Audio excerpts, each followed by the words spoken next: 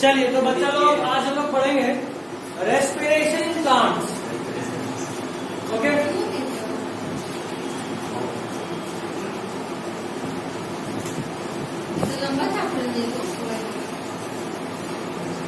Respiration in plants. सबसे पहले आपको ये जानना है रेस्पिरेशन कहते क्या है किसको। तो जैसे फोटोसिंथेसिस में आप कार्बन और एनर्जी सोर्स को यूज करके, ऑक्सीजन को यूज करके, आई मीन कार्बन डाइऑक्साइड ये सब यूज करके ग्लूकोज बना रहे थे। रेस्पिरेशन में आप ठीक उल्टा करते हैं, आपके पास ग्लूकोज होता है, आप उस ग्लूकोज को ऑक्सीजन को यूज करके बर्न करते हो और एटीपी बनाते हो। ठीक, अगर हम बात करें कि आखिर ये एटीपी बनता क्यों है, तो उसका सबसे सिंपल जवाब जो मेरे दिमाग में आ रहा है वो ये आ रहा है कि होता ये है ना कि जब प्लांट फोटोसिंथेसिस करता है तो वो लाइट एनर्जी को यूज करता है।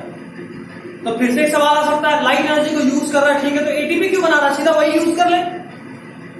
उस प्लांट को जो भी काम है, अगर वो लाइट यूज कर सकता है तो लाइट की एनर्जी को यूज करे ना, एटीपी क्यों बना रहा?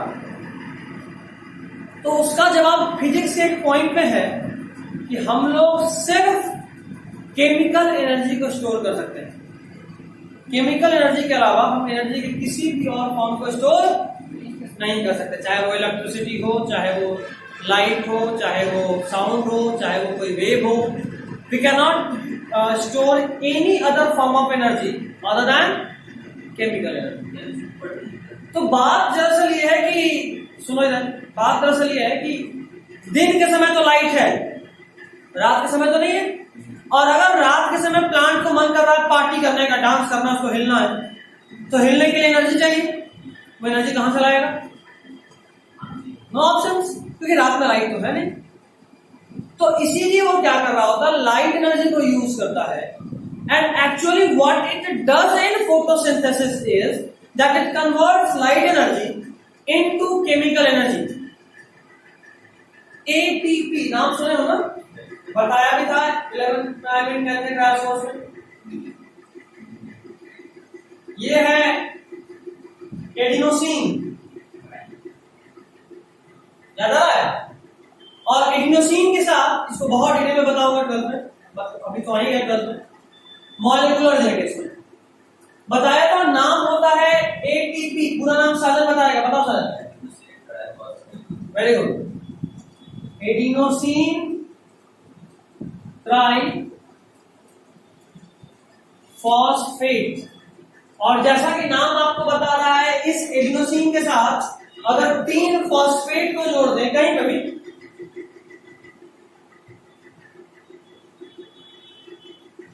एक एडिनोसिन और 3 फॉस्फेट, एडिनोसिन फॉस्फेट, एक एडिनोसिन तो एडिनोसिन, 3 फॉस्फेट तो ट्राई फॉस्फेट, समझे ना? और एक्चुअली ये जो बॉन्ड है ना, ये बॉन्ड, इस बॉन्ड को बनाने में बहुत एनर्जी लगता है, इस बॉन्ड को बनाने में बहुत एनर्जी लगता है। तो अगर उस बॉन्ड को तोड़ेंगे तो एनर्जी, बहुत ज्यादा एनर्जी निकलेगा। समझ रहे हो बात? इनडायरेक्टली बोलो तो ये 2 मैग्नेट है, ये दोनों आपस में चिपकता है, ये दो आपस में जब चिपका तो बहुत सारा एनर्जी लगा। अगर मान लो चिपकने में एनर्जी लगाए, जब अलग करेंगे तो एनर्जी मिलेगा। एक्चुअली होता उल्टा है, 2 मैग्नेट नॉर्थ पोल या साउथ पोल चिपक गया खुद से, तो चिपकने में एनर्जी रिलीज हुआ। जो काम खुद से होना, समझो उसमें एनर्जी घट रहा है। जो काम खुद से हो उसमें एनर्जी घटता है, और जो काम खुद से नहीं होता उसमें एनर्जी देना पड़ता है। जैसे मान लो तुम यहां से तो जाता ही है,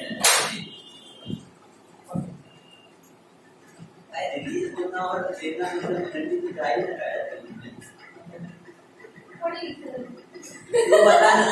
तू बता समझा नहीं मिस, आज आप समझाओ मिस, आज आप समझाओ। एनर्जी रिलीज एनर्जी दिया जा रहा है, क्या क्या पड़ा पता मैं बात क्यों दे रही है, पानी प्यासा के एक क्वेश्चन छह छह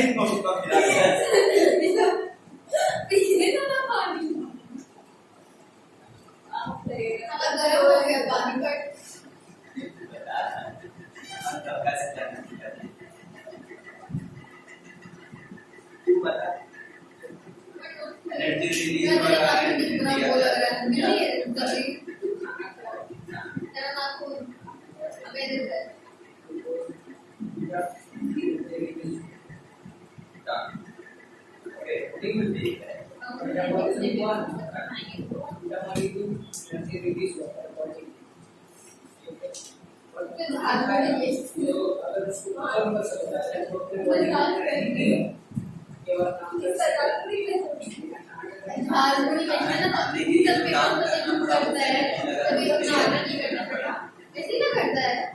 खाना खाने के लिए जो एनर्जी,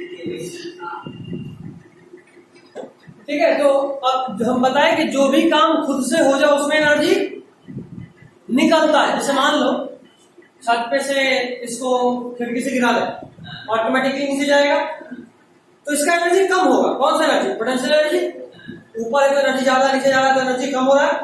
अच्छा, अगर नीचे से ऊपर आना हो तो एनर्जी इसका बढ़ रहा है, और अगर एनर्जी बढ़ रहा तो याद करो हमको फेंकना पड़ता है, अपने आप ऊपर नहीं आता। समझ रहे बात? तो अगर बॉन्ड बनाने में एनर्जी रिलीज होगा, तोड़ने में एनर्जी देना पड़ेगा। जैसे मान लो ये नॉर्थ पोल, ये साउथ पोल, छोड़ दो तो चिपक जाएगा, तो अलग करने के लिए हमको ताकत लगाना पड़ता है? अच्छा, अगर साउथ पोल है, अगर इसको नजदीक लाने के लिए ताकत लगाना पड़ रहा है, छोड़ेंगे तो अलग हो जाएगा। वैसे ही इस बॉन्ड को बनाने के लिए हमको एनर्जी देना पड़ता है, बहुत एनर्जी देना पड़ता है।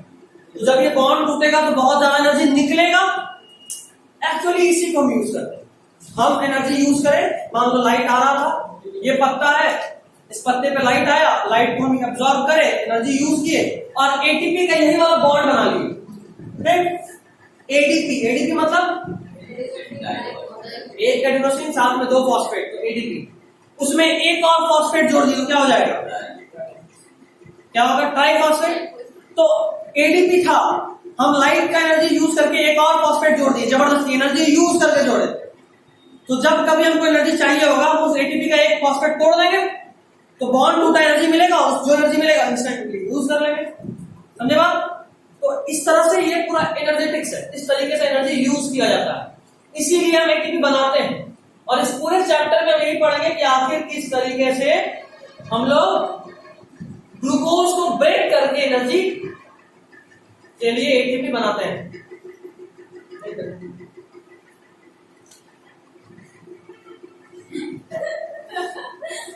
लिखिएगा, पढ़िए। पहला point, cellular respiration involves biological oxidation of organic molecules, that is breaking of carbon-carbon bond, and results in the release of energy in the form of ATP. यहां तक कोई लेकर? अगला point, ATP is mobile instant source of energy and transports chemical energy to energy requiring process within the cell. अभी आपको पता है, जब भी जरूरत हो, चूंकि हम लोग एनर्जी को स्टोर नहीं कर सकते, एनर्जी जब भी रिलीज होगा इंस्टेंटली यूज करना होगा, इसीलिए एटीपी के फॉर्म में एनर्जी स्टोर कर लेते हैं। जब जरूरत होता है एटीपी का बॉन्ड तोड़ते हैं, एनर्जी निकला, इंस्टेंटली यूज कर लिया। और इसलिए जहां जरूरत होता है एटीपी को वहां ट्रांसफर भी करते हैं। अभी हम बोल रहे हैं मेरे लिफ्ट में, मेरे जॉल में एनर्जी का जरूरत है, एटीपी यहां आकर ब्रेक हो रहा है। ऐसा नहीं कि यहां जरूरत हो पैर में एटीपी टूट रहा हो, नो, जहां जरूरत होता है वहीं पे एटीपी ब्रेक होता है और इंस्टेंटली जो एनर्जी रिलीज हुआ उसको यूज कर लिया जाता है। ठीक है, अगला point,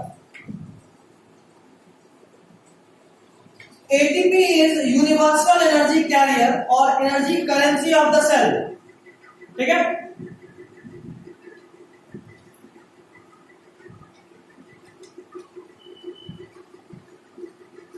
ATP is universal energy carrier और energy currency of the cell. अब एक बात आता है कि जो रेस्पिरेशन है ये एनाबॉलिक प्रोसेस है या कैटाबॉलिक प्रोसेस है? ये एनाबॉलिक प्रोसेस है या ये हम आपको स्टार्टिंग वाले चैप्टर में बताएं, बताइए।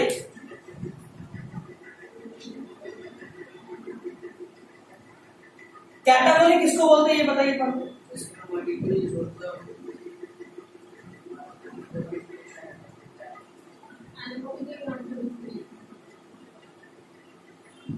No idea. एनाबॉलिक और कैटाबॉलिक क्या है ये बताओ पहले।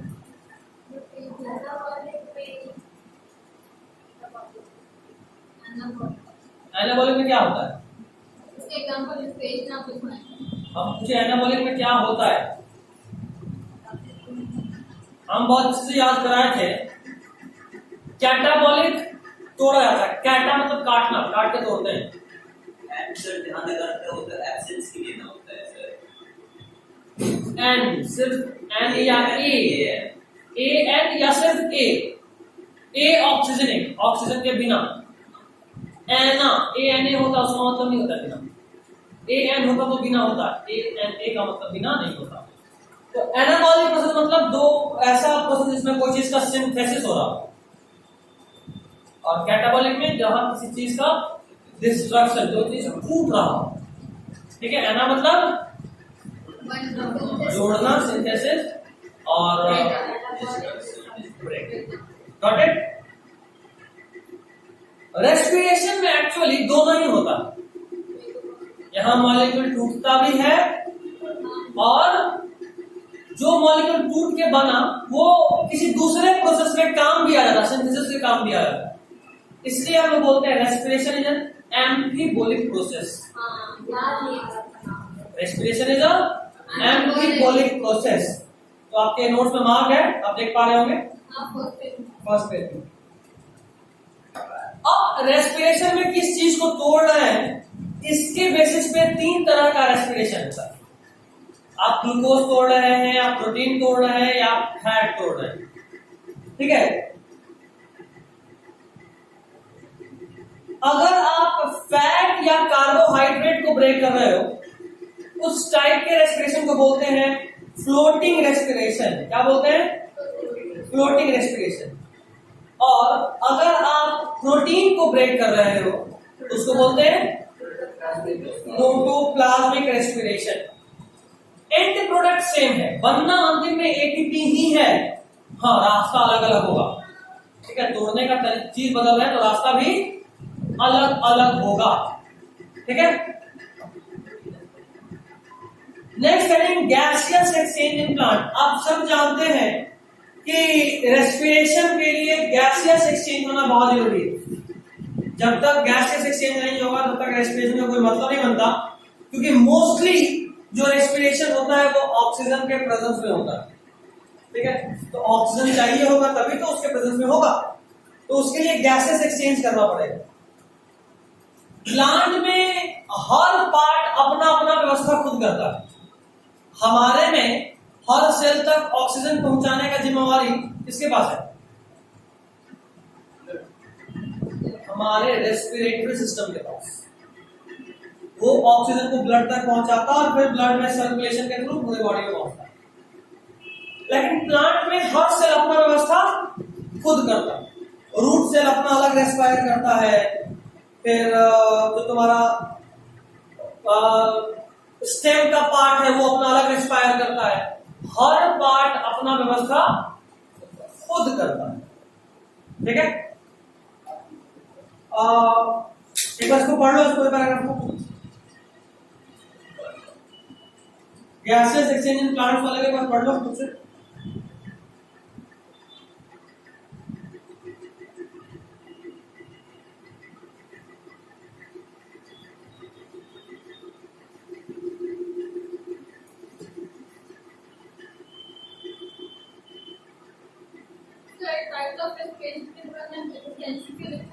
Types of respiration next topic पे। हाँ, अब इसके बारे में ब्रैकेट में होंगे जैसे एफिशिएंसी 45%। इफिशिएंसी तो हम बताएंगे, तो पहले नहीं कौन से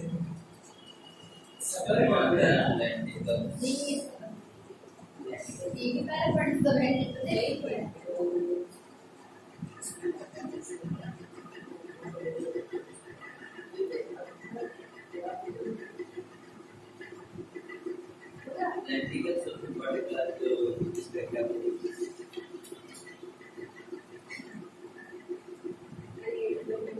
modification of but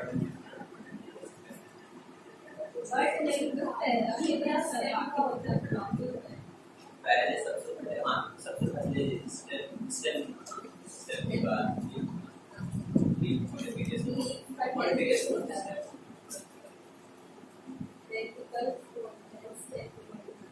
supportive number करता है। ऑब्वियसली सपोर्ट ही करता है, इनसे मॉडल अपनी पढ़ाई से हो गया यहाँ तक?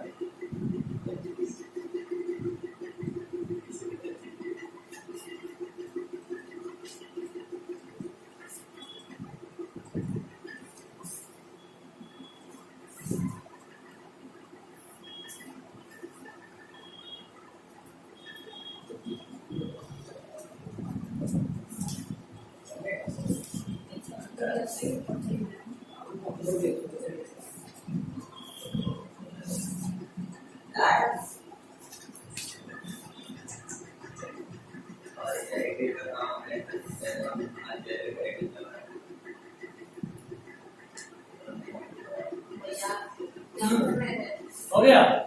वो क्या लगे रहते हैं आप खाली। ये एक सना की फ्रेंड है, जैना। गाना बताओ। तो पहले बोली सर सिर्फ एक सब्जेक्ट करेंगे क्रैश कोर्स, ठीक है? फिर वो अपने किसी फ्रेंड को बताई और वो फ्रेंड उससे बोले कि ठीक है तू बात करके बताना, लेकिन वो रात में पहले हमसे बात कर ले और वो हमसे बोले कि हम तीनों करेंगे। इसको बोले थे कि हम एक ही पेपर करेंगे। ज़्यादा हमको बोले सर हम एक पेपर करेंगे। दूसरी फिल्म का नाम क्या है? हम जानते सबका है, कब से मिल रहा है इसलिए। सुहानी क्या नाम है? सुहानी है चुकी। तो सुहानी हमसे कल ही बात कर ली थी, वो बोली कि हम तीनों करेंगे। अभी जाना बोली कि एक करेंगे, बोले ठीक है। फिर बोले सर हम और सुहानी दोनों करेंगे, बोले नहीं सुहानी बोली कि तीनों करेंगे, बोले नहीं सर सुहानी बोली कि एक ही करेंगे। उसका स्क्रीनशॉट भेजे हमको, तो बोली भाई तीनों करेंगे। कराएंगे आप तो सुहानी को बोल देते हैं कि देख वो तो ये बोल रहे हैं मेरे को वही तो करे, सुहानी बोली कि हम तीनों करेंगे, तब सुहानी वाला भेज दिया जाना देख वो हमको कहीं तीनों करेंगे। अब होगा झगड़ा नहीं तो फिर वो आपस में बात करी, फिर भी बोलती अच्छा सर हम भी तीनों कर रहे हैं। अब बताया कि नहीं अच्छा टिकट मिला कर लो दुकान पे। कौन बताया? हमको मालूम है सना एक दो की थी सना से तुम जानत को जानते हैं,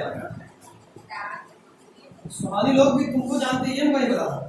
हां अरे कोई सेम स्कूल में रहे जूनियर कॉलेज अच्छा जूनियर है कोई? हां भी टेंथ में हो लोग तो तुम लोगों से बात होता है उसका? हां बोले कि जरा पूछना फीफा से और क्रैश कोर्स करिए। मैं दिमाग को प्राइवेट में इसका जवाब तो क्रैश सिस्टम फेलियर। फिर उन लोगों को ज्यादा टाइम देंगे ना, हम लोग को टाइम देंगे ना, हम लोग तो 20 दिन के अंदर उड़ा के पढ़ाए थे। लोगों का खत्म करना है। हाँ अंतर है, जाहिर सी बात है अंतर है। थोड़ा ज्यादा टाइम मिल उन लोगों को हाफ सिलेबस पढ़ाना है, तुम लोगों को फुल सिलेबस पढ़ाना है। एक क्वेश्चन तो हो गया ना? हम लोग पूरा पढ़े थे, हम लोग जान रहे थे। एक दो चैप्टर होगा साइंस में तो अब नया वाला 16 चैप्टर है, 8 वाले भी 10 होगा फिर मुश्किल से 8 के आसपास। 10 8 क्या पढ़ने क्या है? हम लोग सब्जेक्ट पाए थे, हम मेरे पास बुक ज्यादा ज्यादा हम लोग टेस्ट कर देते हैं। हम ज्यादा कहोगे तो बुक नहीं बोले मैथ्स करते कि साइंस पढ़ते नहीं कि वो रहे तो हम ले लेंगे, बाकी लेके गई। तुमसे ले हाँ बोले साइंस भी नहीं, तो हम बोले अच्छा ये सर को दिखा और तो नहीं हम ले लेंगे। अब वो खुद रहेंगे कि आपको खाने मजा आएगा। यह रिकॉर्डिंग है। सुन ले बेटा पढ़ा। अभी जाकर हम भेजेंगे, इससे लड़ देख क्या क्या बोली तेरे बारे में। चलिए next is types of respiration. Aerobic anaerobic दो तरह का होता है। यहाँ पे इफिशिएंसी हम लिखे हैं, इफिशिएंसी हम जो लिखे हैं एरोबिक रेस्पिरेशन का।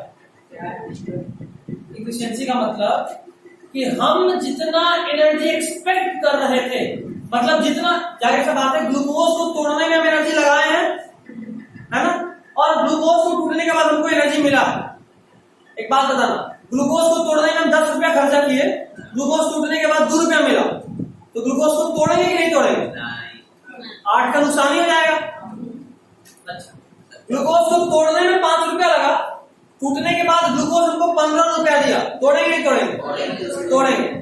ग्लूकोज दिया 15 रुपया लेकिन हम 5 रुपया लगाए भी तो नेट फायदा कितने का? 10 का। यही इफिशिएंसी। क्या बोले जिसने ग्लूकोज 15 रुपए का इसका दिमाग उस तो काम करता है। अरे कुछ दिख नहीं रहा सर का शकल, हम क्या बोलेंगे, मतलब पता नहीं चलता है। यार इसको वो खा के आए हो?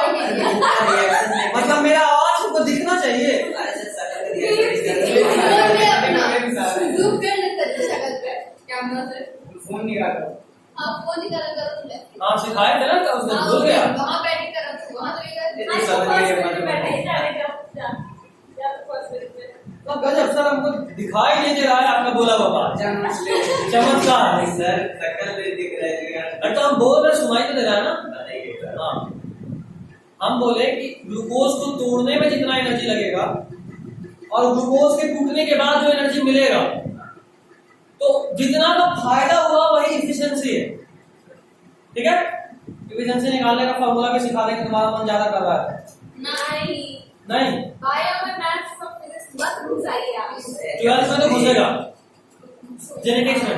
बायो में तो फोर्थ में केमिस्ट्री 10th में घुसा दिया था, याद ना फॉर्मूला डाला था। 12th में कैसे बच जाओ? वो बटर वाला पेन खाने के बाद में नहीं किए सब में मेंटली नहीं होता है। पहला है एरोबिक रेस्पिरेशन। अगर ग्लूकोज का ब्रेकडाउन ऑक्सीजन के प्रेजेंस में हो रहा हो, then it is called aerobic respiration. अगर ग्लूकोज का ब्रेकडाउन ऑक्सीजन के प्रेजेंस में हो रहा हो तो उसको क्या बोलते हैं? Aerobic respiration. इसको कंप्लीट ऑक्सीडेशन भी बोलते हैं, क्योंकि यहाँ पे ग्लूकोज पूरे तरीके से टूटता है। ठीक है, कभी घर में शादी विवाह के मौके पे कोयले में खाना बनते हुए देखे? तो अगर आप देखे होंगे तो जो कारीगर काम करता, जो मिस्त्री काम करता है, हलवाई, वो पहले कोयला जलाता है, लेकिन आप देखते हो कि जो कोयला है वो 10 मिनट तक जलने के बाद सिर्फ लाल रहता है, सिर्फ जो फ्लेम होता है वो नहीं निकलता, गर्म होता है, जल रहा होता है लेकिन सिर्फ लाल। तो जब वो लाल स्टेज में पहुंच गया तो वो इनकम्प्लीट बर्निंग वाले स्टेज में है, जल रहा है लेकिन पूरे तरीके से नहीं, फ्लेम खत्म, सिर्फ गर्मी है। लिट्टी गोईठा वाला खाए? गोईठा वाला लिट्टी कौन सा होता है सर? चूल्हा पे लगाया जाता है लिट्टी का नाम है। बैठा वाला नहीं हुआ। इधर भी गोईठा वाला नहीं खाए? गोईठा में तो लिट्टी लगा के खाते सर, छी मार के ये गरीब है। तुमसे हमको बेहतर ये गोबर का लेप लगाना चाहिए। लगा ले। आप बिहारी नहीं है। गोबर वाला लिट्टी कौन खाता है? अरे मतलब हमने बिहार में पहचान ही लिट्टी चोखा वही वाला है। देखिए सर, हम चूल्हा वाला खाए हैं जिसमें मतलब खाना को लगाया है। हाँ, तो गोईठा में भी आगे लगाया जाता है, हमको तो लगे धूप में नहीं सुखाते हैं। हमको लगे गोईठा पे चिपकाते हैं। हे भगवान, बोला था ये सच में नष्ट करके आया है। इसका होली वाला भाग मेरे क्रिएट करा है। उसको भी जलाते हैं, उसके राख पे बनाते हैं, जब वो जल जाता है तो खाएगी जैसे देख रही है, चुप चेक कर कर। तू। एकदम उससे तुम दुबई का लिट्टी सर उसको ठोक दे। का तो ही कर रहा है। अब हम तेरे को पैसा दे रहे हैं, ठोक उसको। सर गोबर होता है। इतना अच्छा लगता है वो लिट्टी, उसका पूरा टेस्ट खराब कर दिया है। भाई तो अगले बार से सोच अगली रही बार से आपको खाने किसी का याद रहेगा खाने। नहीं, वहां जाकर अभी नशा करके इसके बाद वो भूल जाएंगे। मुख्यमंत्री केंद्र जरूर बंद खैर, तो ये जो कंप्लीट ऑक्सीडेशन होता है ये ऑक्सीजन के प्रेजेंस में होता है। इसमें कार्बन डाइऑक्साइड और वाटर निकलता है। इसका एक क्वेश्चन देखो लिखा हुआ है, C6H12O6 plus 6O2 bonds to form 6CO2 plus 6H2O plus energy. और एनर्जी कितना? 38 ATP याद रखना, कैलोरी में नहीं, वो एक्चुअली कैलोरी में नहीं किलो कैलोरी है। आपको एटीपी याद रखना है, 38 ATP। कुछ बुक्स 36 में लिख के देगा, घबराना नहीं है, 36 या 38 दोनों रहे तो आपको सही आंसर टिक करना है। हाँ, 38 या 36 दोनों में से कोई भी रहे, आप 38 या 36 दोनों में से अगर कोई दोनों ऑप्शन है तो आप बोथ ऑफ दीज पे जाएंगे, या फिर एक बार एनसीईआरटी से क्रॉस चेक करना क्या है। बहुत ऑफिस में जाएगी। आपको ये कहा तो 36 अगर मतलब 38 या 36 था तो 36 मार्क निकाल लेना। 36, 38 भैया हमारे 36, 38 both of these नहीं रहा। तो एनसीईआरटी देखो उसमें क्या लिखा है, शायद 38 लिखा है एनसीईआरटी, हम श्योर नहीं है। आई विल क्रॉस चेक, ठीक है। अगले काम में कंफर्म कर दूंगा। कल 12th बायोलॉजी नहीं होगा, कल 11th बायोलॉजी और 11th फिजिक्स होगा। कल आपको कल वेडनेसडे अभी कल 12 को ना चाहिए तो ना। कहाँ जाना है? नहीं, अभी हम देखो, अभी हमको कल 11th भी खत्म करना, तो अभी 3 क्लास लेंगे, बीच में 2 ही क्लास है, ठीक है। लेकिन कल हमको डाउट के लिए बुलाना है, ऐसा कल उनको सुबह में बुला दो। आज भी कथा बनाएंगे आप सुबह बुला लीजिए आप लोगों को। नहीं, तुम लोग यही टाइम पे, मगर हम लोग को कैंसिल कर तुम लोग यही टाइम हो, तुम लोगों का पूरा सेशन चल रहा है, तुम लोगों को लौड़ा है। 12th वालों का खत्म हो रहा है, उन लोगों को आगे पीछे कर सकते हैं, तुम लोग अपना फिक्स टाइम पे। खैर अगला, सारे दिन सारे पढ़ के ये जो एरोबिक रेस्पिरेशन है, इसमें माइटोकॉन्ड्रिया का जरूरत होता है, ठीक है। लेकिन इसका मतलब ये नहीं कि बैक्टीरिया जिसमें माइटोकॉन्ड्रिया नहीं होता है वहां एरोबिक रेस्पिरेशन होता ही नहीं, ठीक है। कल बताऊंगा, अभी सुनो, कल वापस रिपीट करूंगा यहीं से। दूसरा पॉइंट, एरोबिक रेस्पिरेशन का साइट साइटोप्लाज्म होता है। कहां होता है? साइटोप्लाज्म। चलिए आज इतने पे ही रोकूंगा, अगले क्लास में इन डिटेल हम लेकर चलेंगे, ठीक है। कल केमिस्ट्री चलेगा लग रहा है कल। चलिए, this is all for today. तुम्हारे पास ये भी है ही कि तुम्हारे